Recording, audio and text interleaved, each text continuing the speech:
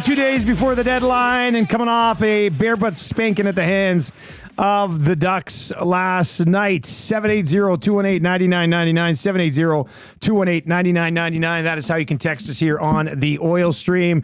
And over on the Nasty Chat, hammer the thumbs up for us on YouTube. Amishman19 says, ready for the fellas to tell us how disappointing the rest of the deadline will be. And we'll get to all of that. Now, is something cooking right now? What's going on right now? Yeah. Bellsy's giving it the, don't get too excited right now. Okay, But all right. They're busy in the lab cooking something All right, up. so something's brewing, but it's not going to be ready to eat just yet. That's right. Okay. All right. Yeah. So they're working away. We'll see what they can end up getting done before the deadline. We haven't even got to the Frederic trade yet because it broke yesterday. We haven't done an Oil Stream yet. You can text us anytime, 780-218-9999. Of course, the Oil Stream today and every day brought to you by our great partners at Boston Pizza, where they have the special lunch deal every single day, $15. You get the main, you get the side, you get a drink, and if you don't get in less than 20 minutes, you get the next visit for free for lunch. So it's pretty good deal at Boston Pizza. What? Jesse Puljujarvi signed with the Panthers. No. They immediately placed him on waivers. Yes. You can also get Jordan Osterley on the waiver wire right now. So yes, Puljujarvi about to get that ring. Yeah. Anyway, I just saw that the whole flood of updates came in because I think it was a 2 p.m. waiver wire Eastern. So we just hit that, and I just saw that Puljujarvi signs a 1-year deal with Panthers. Panthers place him on waivers.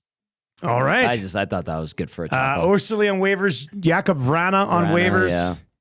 Yeah. Jesse Puljujarvi signed and then placed on waivers by Christian Florida Fisher Panthers. on waivers. All right. Well, we'll get into a little bit of that. The deadline obviously is close. We'll get to the Frederic trade. We'll take a look at the Nate Trade Watch segment.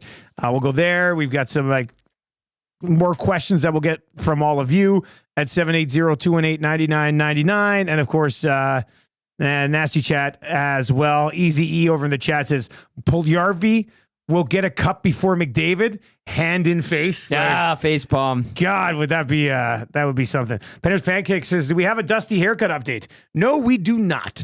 You know what? I'm thinking I'm going to ride it out and go to Disneyland like this. Taking the family to Disneyland in 2 weeks. I'm going to go long hair guy in Disneyland. Get the haircut. Why, Tommy? Yours is probably longer than mine right now. I just got a haircut yesterday. Oh. Well, it's standing up quite a bit. Yeah, I spiked it today. Oh, okay. Because I have about a 7-day window of being able to put it up like this, and then it just goes back to Tino Vasilino. And YouTube Trev, when I walked in this morning, immediately noticed the haircut, as he does. God, and you noticed somebody's haircut yesterday too, Trev. Who was that? McDavid got a haircut last night. I noticed it. Well, I know that, but who did you notice at the office yesterday? Oh, Jay. The glue guy. Yeah, just the back though. He didn't. Yeah, a little He just bit got on the front, trim backed up a little bit. Majority on the back. Wow. Yeah. Oh, you're so good at that, Trev. Thank you. Don't ever change, man. Okay. It's an I wonder if you'll be able talent. to notice when I get a haircut. I know for a fact I will. You think so? Yep. Yeah. We'll see. Okay. We'll see. So how's... You're even scratching yourself. Well, I have an itchy face, Tommy. I mean... No, but it was more in the Right here. I mean, I could use this. This could get trimmed up. But I also, when I do, I've been doing it since I was 3 years old. When I'm tired and I have long hair, I twist it like this. I used to do that. Like a child. Yeah. And I can actually get it to stand up so it looks like I've got devil horns, buddy. It's... Oh, yeah. Yeah. I know. Just get a haircut. Go to Tommy Guns and get the I'm full gonna treatment. be a pretty cool dude right now with long hair, I think. You're just a cool dude regardless. Do you need me to say that to you in public? No, I'm not. You're just a My cool only dude. hope of being a cool dude is having long hair, Tommy. That's the only hope. Tango says, any trades yet? Well, Vanacek got traded today. Another, Florida traded for a goalie today. How about that? How about that? Florida Panthers. Now, they traded Spencer Knight last week, so they're probably looking for somebody to come in and be the backup to Sergei Bobrovsky. But Vanacek got moved earlier today. And who's in on Yanni Gourde right now? What's happening with this? What's Something going on about Tampa. Tampa, of course. Friedman says, look out for Tampa right now. So... Yeah, Tampa and Seattle working on a deal potentially involving Oliver Bjorkstrand and Yanni Gourde. Bringing back Yanni. I like Bjorkstrand. I think he's a sneaky good secondary scorer. I like this arms race in the state of Florida right now. My goodness. Panthers and Lightning. Who gets Rantanen? I think Rantanen's moving on from Carolina.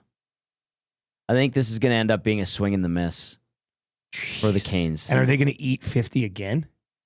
Like, are they going to eat the 50? Like I mean, that might be the only. You know what? Eating the 50 prior to the deadline on Rantanen might be one of the ways to try to actually recoup what you gave up to get him in the first place. You know, you're going to get some extra draft capital if you eat part of that as well for some of these other teams. James is saying, I bet you LA gets Rantanen. Yeah, well, we'll see what ends up happening on that front. Doesn't sign text guys in. It says, Dusty, we love you, but get a haircut, especially before you go to warm California. And that's what Joe says over in the chat too. Dusty going to deal with the long hair, sweaty problems in Disneyland? I would cut it for sure. Maybe I will cut it then. You guys are all very much convincing. We have a Tommy Guns right down the street. I know. I should swing down there. Yeah. I should swing down there and get it.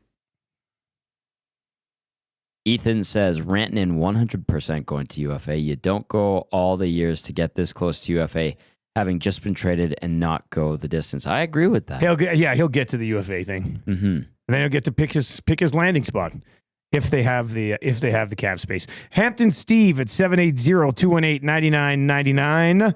I hope the Oilers are able to land Oleksiak, but I fear we may end up with only a Carson Soucy or a David Savard. Tommy, would you view Carson Soucy or David Savard as fallback plans right now, or like the top end maybe that they could get on the back end, right? Not the top. It's not the top end that they could get, especially if they end up having Kane's LTIR money, which obviously is still in limbo.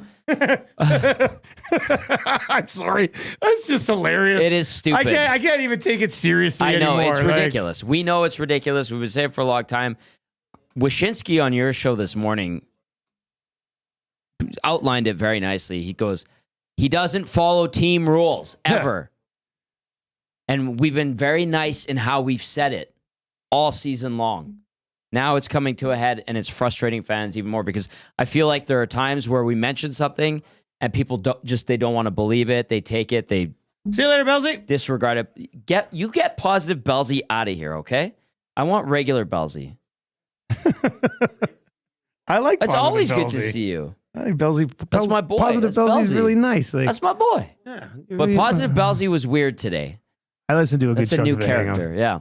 Anyway, yes, it's frustrating, and Wish said it really well. He goes, he doesn't follow the rules on his team.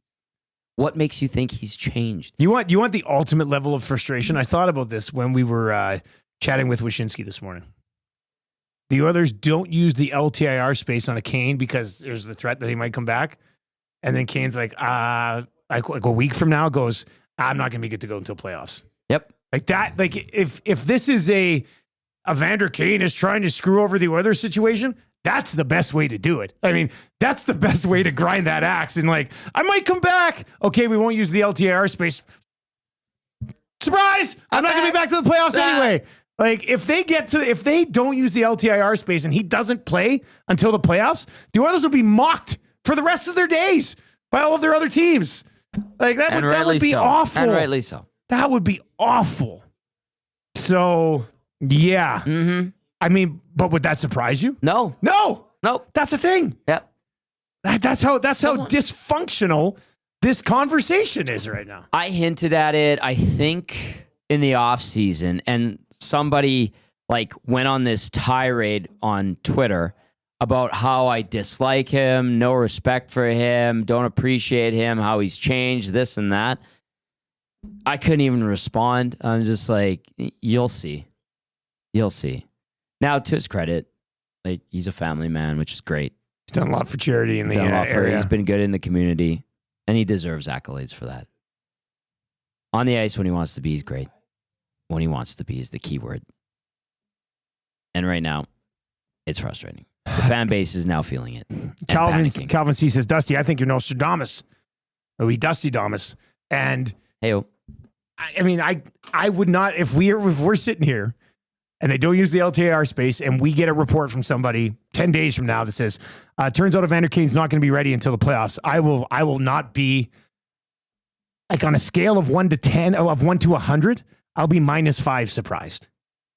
I could just... Yeah. That'll be interesting. Oh, well, what are you going to do? Let's get into your Popeye spicy headlines. If you're looking for a little snack at lunch, they've got their value menu now available, just $4, 5 different items on there, including 5-piece chicken nuggets for just $4 plus tax. Matt Savoy, sent back down. Yeah. What'd you think of him when he was here? And when do you expect to see him again? As a black ace in the playoffs is when I expect to see him again, whenever Bakersfield's season comes to a close and the Oilers are still going. I thought he had some nice moments, and I thought for a guy that was really getting his first full taste of the NHL, because the little cup of tea he got last year with Buffalo doesn't count. He played like 3 minutes in that one game. I like him. There's a player there. And he was willing to make plays. He's willing to engage, battle to a certain extent. He certainly did that more than a lot of his teammates over the last few weeks that he's been up. And I think it's on the up and up, and they have a legit blue chip prospect, and that was confirmed to us because we all suspected he was. He was regarded as one, but now that we've actually gotten a look at him with the team, they've got a player, and let him go back to the minors and play well and continue to have and build on an all-star season, and then his time will come here. And they're going to need a good right winger because they lack good right wingers that can make an impact right now, especially. The wings right now, they're getting zero from their wingers. I mean, there is a clear path to the top 6 here for Matt Savoy. Yeah. It wasn't supposed to be that way.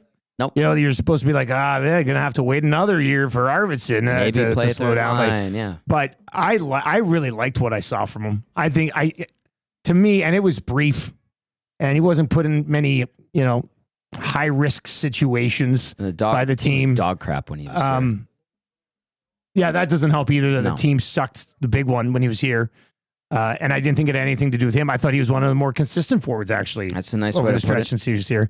But I think he's closer to the NHL than I thought he was. That's good. Right? At this point, I think he's an Oiler next year. Yeah. An encouraging debut. Yeah. One of the few silver linings and bright spots in the last 2 weeks for this team. Yeah, I mean, it's not hard to stand out with this group right now. Well, all you had to do was skate and not fall down yesterday. Literally, they fell down. Dusty, that's how messed up it was yesterday. Podkolzin falls down, nobody around him. Klingberg falls down, nobody around him. Bouchard gets the puck in the offensive zone, falls down, not because somebody touched him, because he fell down. And the puck goes the other way. There was so much of that yesterday. It was insane. Not to mention terrible passing, horrific coverage in their own zone. Well, we're gonna have to dive into the game. I mean, we'll get into the game. But I said it last night on the post-game show. They had guys just falling down. Literally. Post-game was awesome last night. Oh, it was a fun one. You were pretty much as spicy as Hernan last night. I wasn't even I went into it and I knew it was going to be emotional and fired up from a listener and viewer point of view, and it was. It fully was. Yeah, but you were fired up. I started reading out I didn't even get to the stats. I didn't even bother with the scoring summary or the stats because I just started talking about the game casually to kind of get us going into the show. And the more I talked about what I witnessed last night at the rink and how it got worse and worse and worse, the more I realized how it was pissing me off. And then the fact that and it's the timing of this slide is awful. It got the fans pissed off, scared, worried, and frustrated. All those things, and rightly so. But just the way it went down yesterday, as I continued to talk and listen to myself, I got more and more angry because I'm like, this is stupid. Why are we talking about a team playing like it's preseason game 3? And they're fragile. And that was game 60. We're hearing their coach call them fragile for the 3rd time in 2 weeks. What? Come on. Ridiculous. So I got fired up. Yeah, no, as you should have. And we'll come back around to the game. We could spend the rest of the show on the game, and we're going to come back around to it because there's a lot of concerning things coming out of the hockey game last night. But just as we whip through these Popeye headlines, they did acquire Frederic yesterday. Yeah. Max Jones too. Just Max Jones expected to go to Baco. But I mean, a bigger body. If you need a bigger body in a series or something, has no NHL playoff experience and is kind of trending out of the league as to more into the league. But whatever, it's an extra body kicking around in Baco. Mm-hmm. I thought they paid a fair price, but they had to retain. They had to get 75% retained on Frederic, right? So they got creative. They made the deal. Tommy, we're not going to get to see him for how long? Like when are we expect to see this guy? I think it's like at least 2 weeks. So like late March. Yeah. Now the Oilers are hopeful it's less, but and they're hoping maybe after the road trip. Yeah, this upcoming one after this. Because what's this, a 5-gamer? There's the 2 games, and I think it's 5 more on the road. So maybe after that would be, definitely after that, if it's going to be at least 2 weeks. I went over the schedule. I was looking at the schedule today. Because it's with Dallas, Buffalo, New Jersey, New York. He could go on it. I think you'd probably want him around. Yeah, they'll want him to get acclimated and stuff. I mean, but so they had to pay a little bit of a premium to get 75% retained. I don't think he'd be a guy who would be out of your price range if you really like him to keep him next year in your bottom 6. So it could end up being more than just a rental. But the bottom line is that bottom 6 needs something. Oh, God. I mean, they had to have something. Hopefully he can kind of get everybody else going a little bit. I asked yesterday about the potential to keep him because my friends from the Bruins, when I asked about Trent Frederic, they spoke very glowingly about Trent Frederic, the person, and then Trent Frederic, the player. And they say he just needs someone with a little bit of offensive ability to help him create offense and generate points. And then the other thing too is like his confidence level right now with the Bruins, and they're struggling. Obviously, Boston is probably at a low, but highly valued and appreciated in and around the locker room. And then on the ice, obviously, there is an element to his game that the Oilers sorely lack, and that's the aggression. Add to the fact that he can chip in with some offense. So, and then I followed up people from the team here, said, could you guys maybe keep him around more than just as a rental? And they said TBD. Depends how much he asks for. Well, it depends, of course, if he wants a no movement clause or not. Well, they give those out like candy. Yeah, I know. I mean, he might be like, I don't need one. They're like, take one. Please have one. Take one. Everybody here gets one. We don't want you to feel weird, so take one. Yeah, take an NMC. Yeah. Not even an NTC. It's an NMC. And just straight up NMC. Not even after like 2 years, it goes to a limited 16-team NTC. I'm surprised Josh Brown doesn't have one, to be honest with you. Peterson is his bottom 6. Frederic is instantly their second best left winger if they want him. I mean, the last 2 years, he would be better than Podkolzin and Matthias Janmark. That's just the truth. Like, because he almost scored 20 goals 2 years in a row. He had 18 2 years ago, 17. Yeah, so that's, that is better than the other left wingers they're running right now. 18 last year, 17 2 years ago. Yeah. I believe it was. Saskatoon Muncher. Nom. Says, guys, I just tuned in. I think my comment that I texted in this morning still stands, and that's right above him. He texted in at 6:13 this morning. Says, I still know the Oilers are a good team and will make some sort of run in the playoffs, but I think they should maybe stand pat at the deadline. Do not burn the first round pick in 2026. There's still 7 or 8 more years to go all in after this. So he's saying, like, you're always looking at this team as a contender, but some years are more all in than other years. And he's saying maybe this year is not one of those all in years.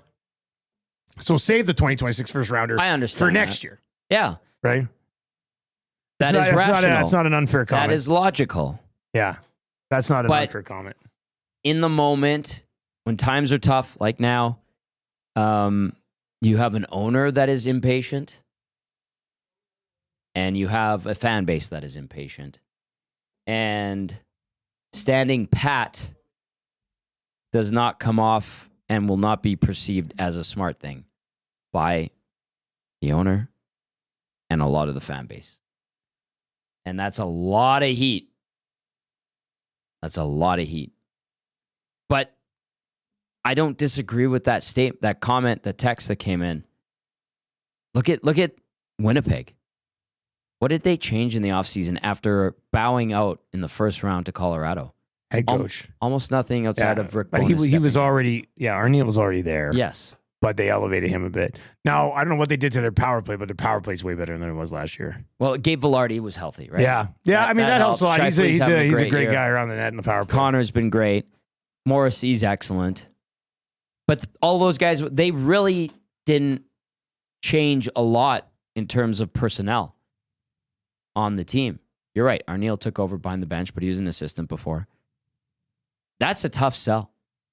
Like, especially here.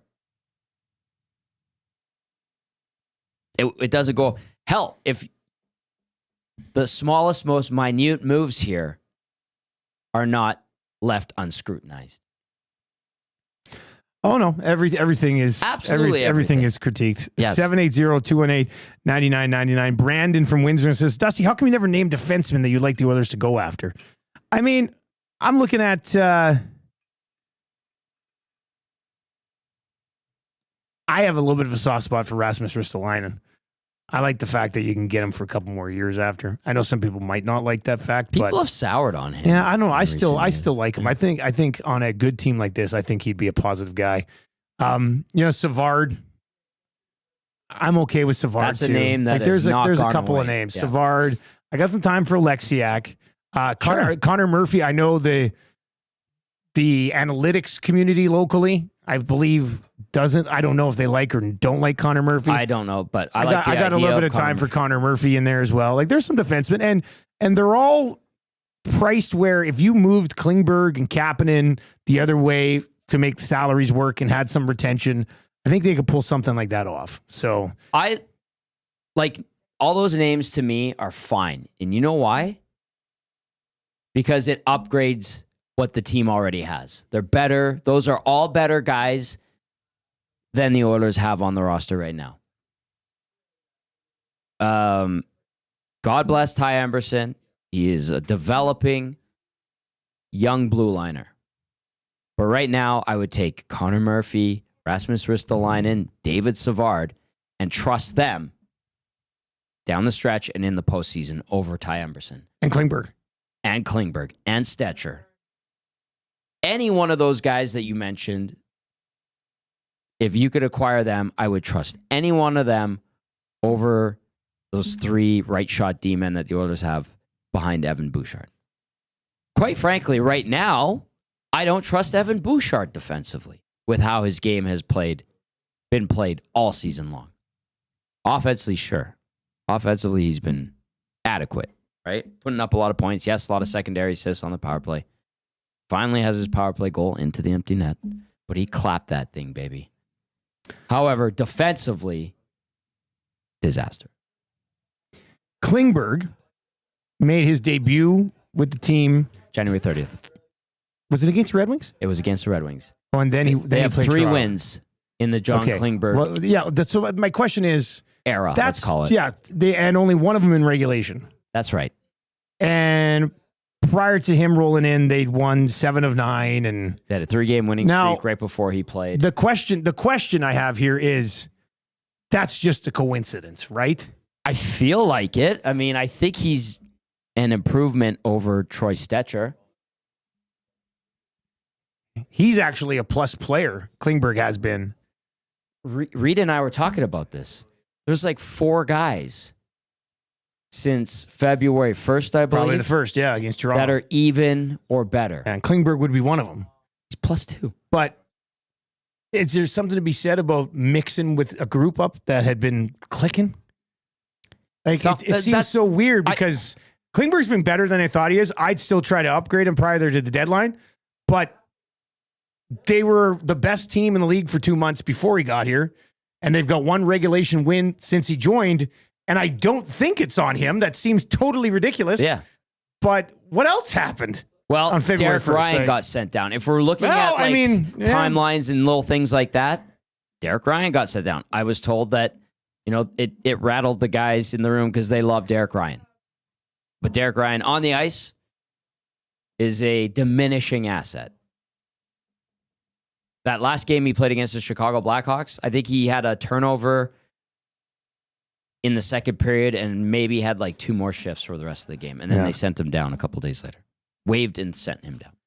780-218-9999. 780-218-9999. Over in the nasty chat is where you can get in as well. Penner's Pancake says, guys, being positive, Arvidsson, if he waives, $4+ million, Klingberg $1.7 million, and Kapanen $1 million, plus Kane's $5.1 million. If you get the LTIR, that could be a lot of money to spend.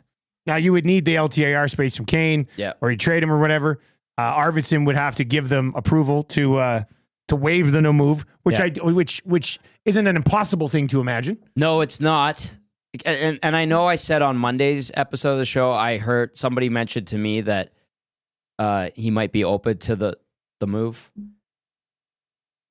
I'm not saying he's asked for a trade. I'm not saying anything like that. So please don't misquote me. I'm looking at you, Carmen, because you did that. Classic K-Gill. On Twitter, yeah. But it has not worked out, and I'll reiterate that. So that's why I think maybe if you find something, another team's interested in Arvidsson, because he does have cachet. It just hasn't worked. Ethan Martin over in the chat says, biggest priority of this deadline should be shipping out Arvidsson's $4 million. Surely he can't be happy here and would have to be willing to consider move. VR Montenegro says, DR10 is the player the Oilers need. He's kind of like Matt Hendricks when Hendricks was at the end of his run here, where he basically became a black ace, and all the black aces took over the WHL visitor locker room, and they were all their own little group. It was like Matty Hendricks zone over there. Well, the team loved Hendricks so much that they said, please don't take away his locker in the main room. So just keep him over here. Yeah, so it sounds like Derek Ryan's kind of that guy. He's Papa Oiler, like Sam Gagner was. So maybe when they get to Black Ace territory and they bring him back up, everything starts to click again, even though he's not playing. Sure. There you go. All right. It's 12:30. We've got EST Afternoons coming up with Hernan and Gager.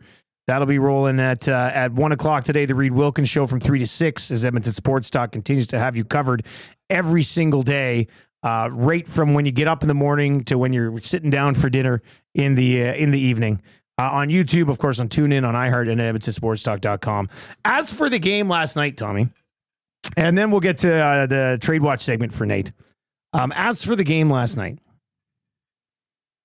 what was the most concerning thing coming from fans about the loss?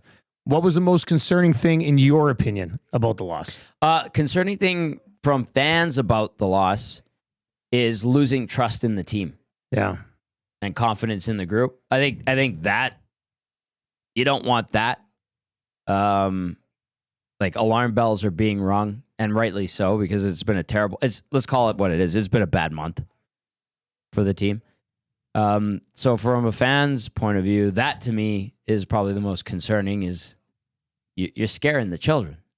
They're freaking out, but justifiably freaking out. 100% justifiable, because you're whittling away at a really bad time. Now, Nugent Hopkins, Perry both said it last night. They're like, oh, better now than in the playoffs. True. But now is when your game is supposed to get better. And their game is just a friggin'... Oh, it pales so much in comparison to how good they were in December and January. You know? I know Louis called it out of sync. Yeah. 100% fair. But man, they are flaky, soft, unwilling to engage, at times downright apathetic. The fact that they fell apart after that second goal. It wasn't even the third and fourth goal to make it 3-1 and 4-1, 12 seconds apart. It was already over the way that the game had shifted. Like Anaheim just beat them to the puck. Anaheim just knocked them off the puck. Anaheim just played north-south hockey. Not particularly great, because the Ducks are just an okay team at best. And the Oilers just let that happen. Let it happen. That is what concerns me. Play pissed off. Their give a you know what meter. Their give a you know what meter is so low right now. There's no more lessons to be learned. They've experienced all that you can, missing the playoffs 2 years in a row after a very promising run in 2017. This core group's still here. Making it to the bubble playoffs and losing in the qualifying round. That was to gross. Chicago. That was bad. Okay, having a great season the next year, losing in the first round and 4 straight to Winnipeg. Don't get me wrong, that was a hell of a series. Tight games. Okay, then the next year they go to the conference final. Awesome. You get swept in the conference final. That's an experience. That's learning. All that. Great. Come back and you lose in the second round to the eventual Stanley Cup champions. So 2 years in a row, you lose to the Stanley Cup champions. That's still disappointing, but that's another lesson. How do you got to play in the playoffs? Tight hockey. Can't make mistakes. Can't take stupid penalties. Can't fall apart. Have lapses in games. So you're like, they've learned all that they need to learn. Go all the way to Game 7 of the Cup final. Yeah. A bit of a tumultuous ride, but they get there. So what the hell's this? That's what I don't get. That's what doesn't make sense. It's like they need to be on the ledge before they wake up, smell the coffee, and take off in the right direction. That's why I was wondering, have they sucked enough? And has everybody turned against them enough? Are their backs against the wall enough that they start to play with a sense of urgency now? Well, they definitely put themselves into that position. No sense of urgency last night. None at all whatsoever. And to have a team, and I mean, let's talk goaltending for a second. Sure. First goal, horrible turnover by Draisaitl. I pointed out, somebody's like, Dusty, the other goalie makes that save. I'm like, this is a puck that he wasn't expecting, right to Leo Carlson, 5 feet in front of him, and he goes up top. Please. Yeah. Like, that's what frustrates me, and that's why I was being a little bit of a B word last night on Twitter with some of the goals. Because, like, I get it. You want to rip Pickard for the second goal? Sure. Rip him for the second goal, because that was god-awful, and apparently it was a backbreaker for the team that has the least character in the league right now. But the first goal, like, you can't hang the first goal on him. No. And then the Strome goal, people are like, Dusty Skinner's got to get over there. I'm like, how? Leon Draisaitl literally didn't take a stride from center ice. He went like this. It was like one of these little wiggle things like my son when he's in with 3 years old and power skating and can't lift his bloody feet off the ice. And Strome's like right there wide open, tap in far side. And they're like, Skinner's got, and then the other one was a breakaway. Like, the team was garbage last night. If you want to go after Pickard for the second goal, of course you should. It was awful, and it killed the team because they're so soft right now. The third goal was a weird bounce, where maybe if he was in a better position, bounce. I mean, that was still. And then the fourth one, 10 seconds after another goal, you get both defensemen behind the net. And a forward. And then nobody's picking up McTavish, who's wide open right at the edge of the crease. And that's on goalie. Like, come on, guys. Like, yes, Pickard let in an awful goal, but it was still 2-1. You're telling me a team with McDavid and Draisaitl, Hyman and Nuge and Nurse and Ekholm can't overcome a soft goal to go down 2-1 against the Ducks, a non-playoff team? Like, what are we doing here? It's ridiculous. And then if you want to really push the issue and say, well, Lucas Dostal shut them down, and he always does to the Oilers. Dostal had like a 4.04 GAA with a sub 900 save percentage against Edmonton going into that game. 2-4 record. Yeah.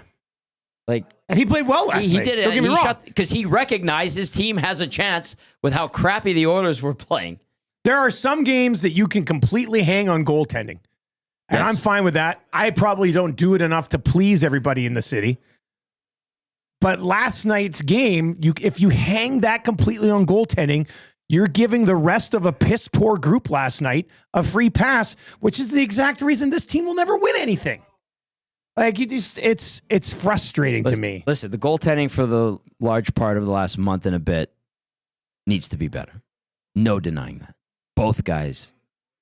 But the first 3 shots Calvin Pickard faced, and the only 3 shots he faced in the first 9 minutes, were glorious grade A opportunities. A breakaway to the leading scorer of the Ducks. Hey, that's Gager from Sportsnet. Oh, my God. Oh, my God. Look at the big dog walking. Is Gager, is Stoff there crying on your shoulder right now? Or is he? He was sad last night, eh? Oh, he was angry. His It whole was. world's crying. I gave him a reassuring bump That on poor the shoulder. guy. God. Like reach across. I felt like it was in between. This is great. They tell that story at EST afternoon. Yeah, that's awesome. That'll be good. The second shot. So the first shot was a breakaway to Troy Terry, stops it. The second shot the Ducks got was like a one-timer from the slot, 15 feet out. Yeah. Off a defensive zone breakdown. That was a good save. That was a good save. And then the third one, was it like a 2-on-1? But it like the Ducks only had 3 shots in like the first 9 minutes, and they were glorious scoring opportunities. Pickard stopped them. Unfortunately, the Carlson goal beats him off a horrendous giveaway.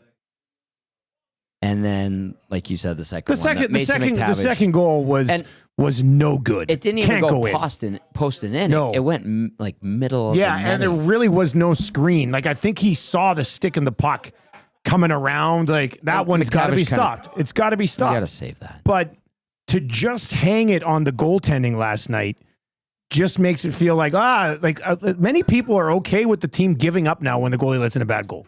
And I'm like, that's not how. What happened to this team that would fall behind 2-0, 3-0, and it didn't matter? Remember when they used to fall behind 2-0, 3-0, and they'd be like, "Oh, here they come now." They did it against the Avalanche. Like, they did it against what a bunch of happened to teams. that team? Where's that team gone? They're tired. They're in Mexico. Still, That was weeks ago. Like, I know it's come on. ridiculous. Yeah. Anyway, 780-218-9999. The goaltending is what it is, man. I don't think they're going to change it. And you're going to have to either play better team defense in front of them or Skinner's going to have to get on a heater. It's a dangerous proposition to head down the stretch into the playoffs with. Yeah. But that's just reality for the way that this team is constructed right now. 780-218-9999. 780-218-9999. It is the Oil Stream brought to you by Boston Pizza. If you're watching over on YouTube today, hammer the thumbs up for us. That would be great. We should smash through 100 today. Obviously, everybody's fired up. Let's get into our Nate Trade Watch segment. Take your career to the next level with Nate's Construction Leadership and Supervision Program, a perfect tool for professionals looking to advance their career or an organization needing to develop some leaders. For more information and to register, visit nate.ca/CLSP to take your career to another level. That's nate.ca/CLSP. Nate's Construction Leadership and Supervision Program, sponsoring all of our trade deadline coverage this week here. And I guess my question, Tommy, with the way things are going, how much more trade deadline coverage will Edmontonians be treated to from this team? You think there's more than one more deal, or is there only one more deal coming? I'll take the over on the 1.5, but at least one for sure. I will still take the over. Got to be one. It has to be. There's no way the deadline is Frederic. Nothing I don't against think so. Frederic. They need a guy like that, but there's no way that's your deadline. Last night, not a single member of Oilers hockey ops sitting in their booths or seats. Yeah, I wouldn't have wanted to watch that team either. Were they there early and got up when it was 4-1? No, they were just like, we got to go find somebody. Like, they were not there. They were not mingling. Straight up war room then. That's what we're assuming. Nice. Yeah. I like to imagine what that war room's like. Tense right now. Just Bill Scott with a calculator, just trying to help get things sorted out. Like, yeah, we had him on Hello Hockey 2 weeks ago. He knows how to handle that situation, but yeah, they're locked in. 780-218-9999. How much do you think the Oilers deadline? I guess probably not. If they had more cap space, it could probably relate to this question. But I was going to say, like, if they see Vegas or the Kings do something of significance, should that make things a little tighter around the collar for Bowman and being like, man, we gotta react here too. Like, yes. Okay. 100%. But even without the cap space, like, you might not be able to do anything anyway, I guess is what I'm saying. Like, if the Oilers sit here and don't even bring in like a guy who you think can be 4 or 5, like they get another Dermott, you know, I'm not like something like if they get somebody like that, and the Kings and Golden Knights are adding more significant pieces, the chat and the text line and the fan base in general on Friday will be full blown. Like, I can't even imagine. I can't even imagine what that's going to look like. So how much of what they're going to do you think ends up being dictated by what Vegas and the Kings do? Not a huge portion of it, but like if the Kings or the Golden Knights, or when the Kings or the Golden Knights make a move of significance, it will definitely force the Oilers to ensure that they bolster their lineup, preferably on defense, maybe adding some depth, because the path to the final goes through Vegas or LA or both. Yeah, likely Simple both. as that. Because whatever Vegas and LA does will quite likely directly impact your potential to get to the final as the Edmonton Oilers. So if those two, or when those two organizations Vegas gets Shen and the Kings get Rantanen, the Oilers better go and get the best damn defenseman that they can. Yeah, exactly. Regardless of how you have to make it work cap-wise. You force one of those guys with an NMC to, you put the heat on, you be like, listen, man, we're going to make your life a living hell. You're not going to see the ice. You're going to be a black ace if you don't wave this thing. I don't know how you go about doing that, but you find a way. Those other franchises seem to. They find a way. Yeah, they do. Find a way. Create a way. Let's make it happen. It is Nate Trade Watch. Hit us up with any ideas you have. 780-218-9999. Brent P says, when the Golden Knights get Rantanen, Oil Country will lose their mind. Library Pat says, I had a bad feeling going into yesterday's game when I saw that Dostal was playing. He's always played well versus the others, but I wasn't expecting 6 goals against. That's a myth. Definitely not 4 in the first period. Yeah, you laid it out. Goals against average above 4 against the Oil. 4.04 against Edmonton and an 879 save percentage versus the Oilers in 7 appearances. I'll just double check it, but that's what I had on my stat line. Tyler in Terwilliger says, I entirely agree that it does not all fall on the goalie. But I think we've been absent of a goalie to make the big save when/if you need it more often than not this year. That's where the concern roots, in my opinion. Thoughts? Now, Tyler, here's where my thoughts would be. In the game against Carolina, the captain of the hockey team turned the puck over inside the offensive blue line with 30 seconds left. 47 seconds is when the puck was whistled down after the save. Yeah. So in the final minute of regulation, Connor McDavid turns the puck over just inside the blue line, and there's a breakaway the other way, and Pickard makes the save to seal the game away, essentially. Yep. Like, what more do you want there? Yesterday, the first chance they had was a breakaway, and he made the save there. Like, these are these big saves that you guys are talking about that, you know, like Pickard has made a couple of them in the last few games. Like, yeah. So they don't get it as often as not, but I don't think we can say the timeliness hasn't been good this year too. But I mean, imagine, I would be very curious what the reaction would have been if the McDavid turnover leads to a goal and people are like, Pickard on the breakaway in that game. And then people are like, you know, Pickard's got to make that save. But it was turned over by your captain inside the offensive line, making a move that he probably shouldn't have been making in that situation. You know, and Pickard bailed him out. Like, the only win they have since the break came on Pickard bailing them out and making a great save late after a McDavid turnover. So, and last night, Leon has been phenomenal. I know a lot of people just say give him a pass because he's been so great this year. And if that's how you want to approach it, that's fine. But he was god-awful last night. And it led to another loss. Like, he was, based on expectations of what you have for everybody last night, he failed the most from an expectations perspective, just because he set those so high because he's so damn good last night. And he won't have another game like that all year. I almost guarantee that. It would be stunning if he did. Bad. Okay. Yeah. Just on Connor McDavid right now, how bad it's going for him. Don't get me wrong. He's a tremendous player. But in his last 11 games, going back to that game against Detroit. The same thing. The Klingberg effect. Sure, yes. He does have 2 goals and 9 assists in those 11 games. He is -14. -14. Now, how many of those were power play points? 2 of them are power play goals. So both his goals are power play goals. Even strength points in that time, 3. So he has 0 goals and 3 even strength assists in his last 11 games. 8 power play points, 3 even strength. I don't know. I don't know what to make of that, man. I don't know if you've ever He is by far had this before. By far the worst, plus minus wise. Second worst. One guess. I'll give you one guess. Okay, Who's wait. Sorry, say this again. Second worst in which? Plus minus since January 30th. Who's the second worst? On the Oilers. On the Oilers. Since January 30th. Yes. Nuge. Nope. Is it a defenseman? It's Matthias Ekholm. Jeez Louise. That's all I can say, Tommy. All I can say is jeez Louise right now. Don't even bust out an SG. I would never do Louise. that. I would never do that. Some kids listen to this show. Yeah.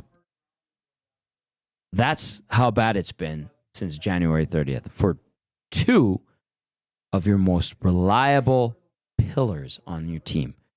The best player in the world is Dash 14, having an incredibly abnormal stretch. And your best defenseman, who is not on the ice right now, apparently, and has been sick, has been playing a lot, has had a terrible defensive partner most of the season. Yeah. He's Dash 10. Matthias Ekholm since January 30th is I mean, Dash 10. outside of Leon Draisaitl, those are your 2 most important players on the team. Yeah. Really? Yes. I mean, I don't even think it's debatable. So that's tough. That's a tough look. And you're not getting any secondary scoring or very limited secondary scoring. Your best secondary scorer and most threatening guy, I'll give him credit, Brett Kulak. Yeah, I thought you were going to say Corey Perry. Well, But and you could throw Corey Perry in there. That should not be the case. Kudos to Corey Perry. Kudos to Brett Kulak. But that shouldn't be the case.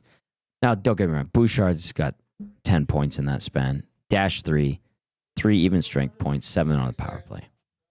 it looks like this Tampa deal is going to get done. Elliot Friedman saying it's going to get done. Not sure how it looks, but the key part of the return from the Lightning to the Kraken is 2 first-round picks going one way.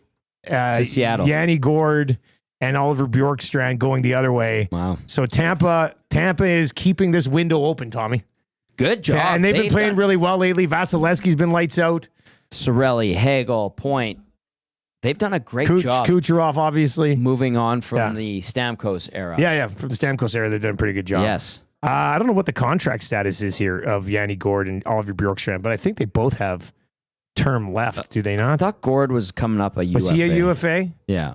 Is Bjorkstrand also? There's no way they're giving up 2 firsts here if they're both UFAs, I don't think. Take a peek. I like Bjorkstrand. I've liked him since his days in Portland. The factory, as Joaquin likes to call it.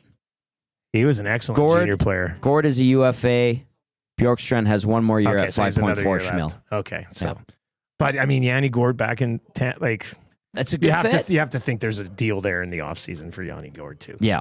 They like Yanni Gourde. Obviously, he had his best years in Tampa. He's now they had to expose him at the expansion draft, and I think Seattle was smart in picking him up. Just he fits in as Lightning. As a Lightning, he has a great rapport with John Cooper, obviously. You're right. They've extended their window. Here's a template on how to do it. Edmonton Oilers in a couple of years. Extend the windows? Take notes.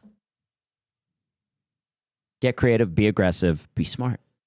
Pander's Pancake says 100-point Nuge and 54-goal Hyman can return to work any day now. That would be lovely. Touche. That would be good point. I mean, you want to see that happen at some point.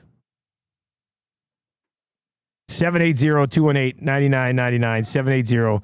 780-218-9999. The Liquid Beaver is saying, guys, do you think there's issues in the room? Tell me when you're down there. I don't think so. You don't think so? No. I don't think so. I think they've got a broken motivator.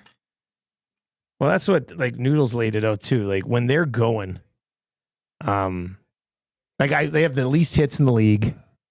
They just but in the playoffs, when the intensity gets wrapped, go finish checks. They don't finish checks. It doesn't hurt. Finish some checks. Yeah. You don't see it. They'll get in on the forecheck and they'll just swing and try to force the puck up and then chase after. It's just, to me, it's start a game, go out against Montreal and everybody on the first line finishes a check. The place will go nuts And hopefully that filters down to the rest of the group who's sitting there silently on the bench. There have been like 3 games all season long where at the end of the night, you probably go to yourself, boy, I bet the other team has ice bags and is banged and I'm not bruised even up. sure if I'd have it that high. I have it at Yeah, 3 you have it at 3 right now. out of 60. Yeah. But when you play the Oilers, yep, they might beat you because they've got skill and some of the best players in the world, but they're not going to hurt you physically. And guess what? You're an easy team to play against if that's the case. If you know there's no footsteps coming, you make that extra play. You get the second to do it. Todd McClellan, I love the term. He said, play in the opponent's equipment. Even if you go in for a hit, Dusty, and you don't make contact with the body, but you catch the stick and it like turns you the wrong way. And you hit the boards and it makes some noise. Yeah, and it's a piss off because you know that the other team's buzzing. They're always around you and it makes you sick. Like there is something to that. This team doesn't, they don't do it. Like you said, they're a nice TV. They don't. It's always, they're just like getting there and then turning. Like, you see go the finish snow your check. flutter up into the, oh, nice. That was a nice cut. Look at the snow fluttering up. But that defenseman had the extra second to make a nice play. And oh, look at that. It's going back the other way towards the Oilers zone. Joe over in the chat says, and this myth of them saving their physicality for the playoffs is crap. I never. They're no, but some people like, well, maybe, some people some of them are saying maybe that's what they're doing. He says they are being coached to not be physical because Nobby doesn't believe in it. We aren't going to be wearing down any opponent in the playoffs, and we aren't going to get riddled with and we're going to get riddled with injuries in the first couple of rounds. Yeah. So that's the mindset of where folks are at after a loss to the Ducks, but a bad loss to the Ducks. It wasn't just a loss to the Ducks. It was an embarrassing loss to the Ducks. Asses kicked by the Ducks.